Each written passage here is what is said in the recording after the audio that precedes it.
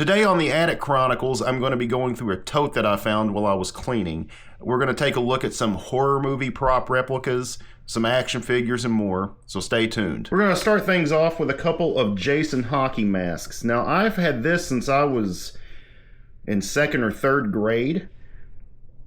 This was definitely a step up from the ones you would get at Walmart. I believe this was sent to me by my cousins in Michigan because anytime I couldn't find something down here, my grandma would have them look, or my aunt or whoever up there, they would find stuff for me that I couldn't find here. I don't know who makes this. I've never seen another one. I know there's multiple of these out there somewhere, but I know nothing about this other than it's from the 80s, and it looks, like I said, a hell of a lot better than the ones you would get at Walmart. So I remember kids in school thinking I was cool because I had the most badass Jason mask. Well, some kids thought I was cool. It's not like I was universally popular because of it. And my friend gave this to me a couple of years ago. This is a nice prop replica from Part 7, which is my favorite Friday the 13th movie. This was made by Crash Cunningham, who is quite the known mask maker. Let's see, there's his name there, and I don't know if my friend put that sticker in there or not, but it's a really nice mask. This is a really nice strap on this. He had 2 of these, and he was kind enough to give one to me.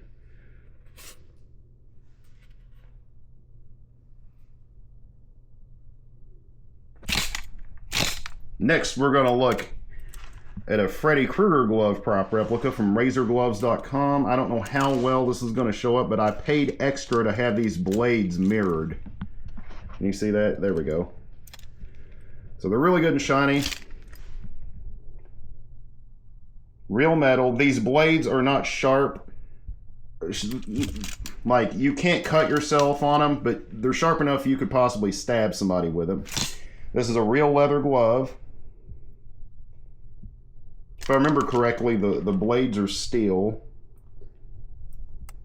Very nice design.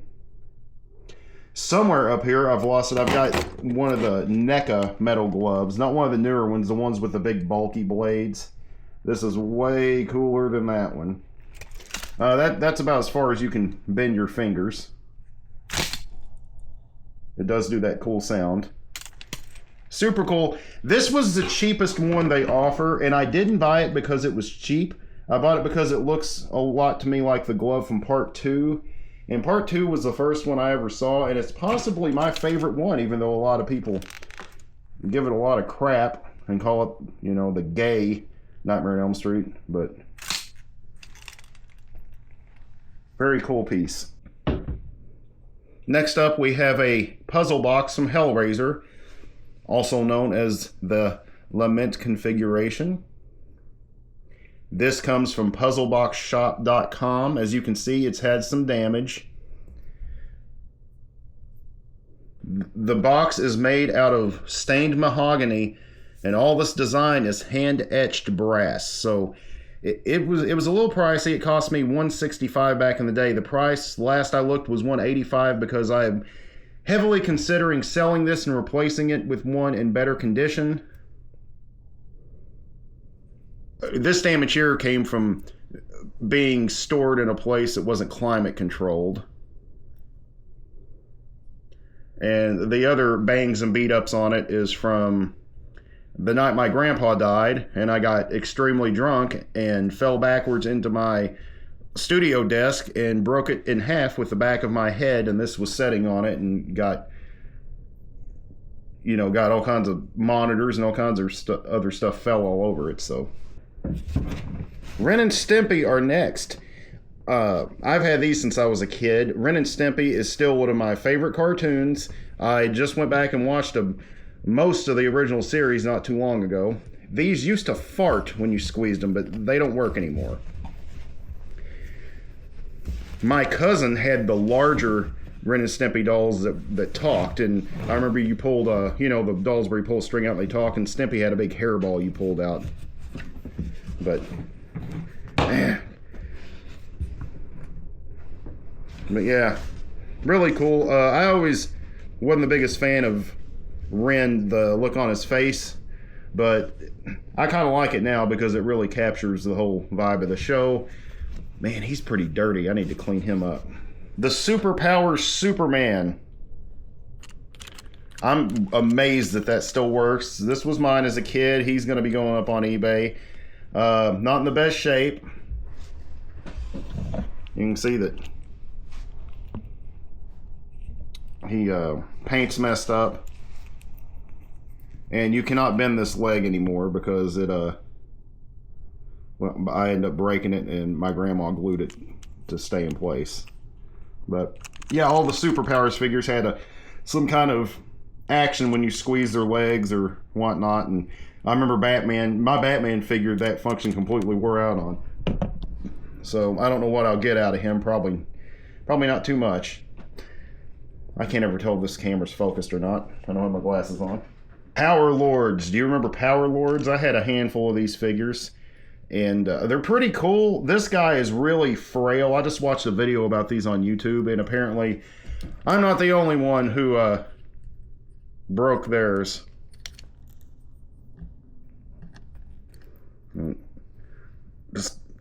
I really, as a kid, liked all these weird, it's like fantasy meets sci-fi kind of figures. I mean, I was huge into Masters of the Universe. I had a pretty damn big collection of those. And I had I think 4 of these power. I remember 4 of these I have back in my head. His wings are supposed to flap when you hit that. It doesn't really work the best, but that toy's like 40 years old. This is some form of knockoff G.I. Joe with a pack that makes, well, at one point made sounds. I don't know if you can replace the battery in this or not. I'm going to have to look up exactly what this is before I sell it. I used to really like Marvel figures. And this Spider-Man, I got him in the mid-90s. And I bought him, my friend had him, and I thought it was so cool because I was a big Todd McFarlane fan. And if you ever saw his Spider-Man comics, Spider-Man would be in all these crazy contortions and shapes, and this figure is like super multi-jointed. And I don't know for sure, but I'd say that Todd McFarlane's Spider-Man had some form of inspiration on this, or some influence on when they made this. But yeah, this guy bends and does all kinds of weird poses and such. But yeah, I normally wouldn't have bought a Spider-Man figure. Not that I don't like Spider-Man, that wasn't what I was really into at the time, but I just thought that was a cool figure. I've got one more Spider-Man figure. I don't know where I acquired this at. This does not seem like one that I would have chosen. It's got this weird string thing. I don't know if this, I don't know what this is supposed to be. He has, some decent articulation. Not like the other guy. God, this camera stay focused.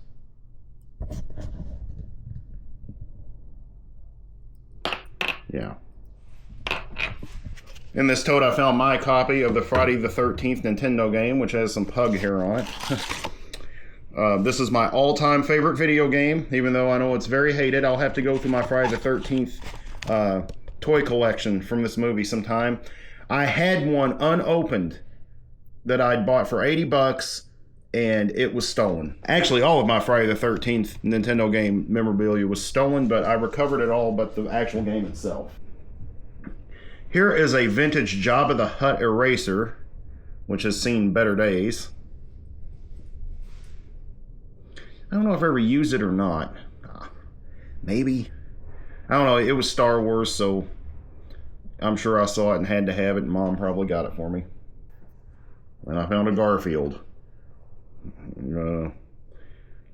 I remember this. I know it was in my grandparents' house. I couldn't tell you how it was acquired, or it's not an eraser or anything. It's just a little Statue of Garfield. Thanks for hanging out with me today and going through some of this stuff.